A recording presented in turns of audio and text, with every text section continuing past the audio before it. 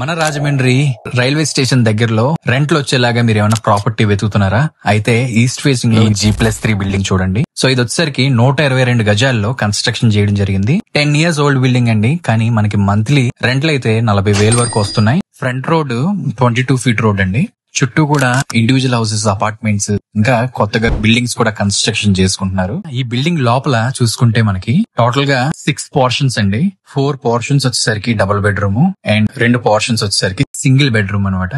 So ground floor లో చూసుకుంటే మనకి డబుల్ బెడ్రూమ్ ఫ్లాట్ ఉంటుంది. సో కార్ పార్కింగ్ కి, బైక్ పార్కింగ్ కి స్పేస్ అయితే ఇచ్చారు. And east and west facings లో each portion double bedroom flat అయితే 7,000 అండి. సో 7,000 మనకి 4 పోర్షన్స్ కాబట్టి 28,000. అండ్ సింగిల్ బెడ్రూమ్స్ 2 ఉన్నాయి కదా, అవి 10,000. సో టోటల్ గా 40,000 వరకు అలా అద్దెలు వస్తున్నాయి. కాబట్టి ఇలా ఇన్వెస్ట్మెంట్ చేసుకుంటే నెల నెల ఇంట్రెస్ట్ కింద మనకి రెంట్లు వచ్చే అవకాశం ఉన్న ప్రాపర్టీ అండి ఇది. సో మీరు గనక ఇలాంటి ప్రాపర్టీ కొనుక్కుందాం అని చూస్తున్నట్లయితే మంచి ఇన్వెస్ట్మెంట్ ప్రాపర్టీ అండి. సో ఇక్కడ మనకి ల్యాండ్ కాస్ట్ సుమారుగా గజం వచ్చేసరికి 50,000 పైనే ఉంటుంది. మెయిన్ రోడ్ నుంచి దగ్గరగా ఉంటుందండి. 300 meters అనమాట లోపలికి. సో ఒక పోర్షన్ అయితే మీకు చూపిస్తాను.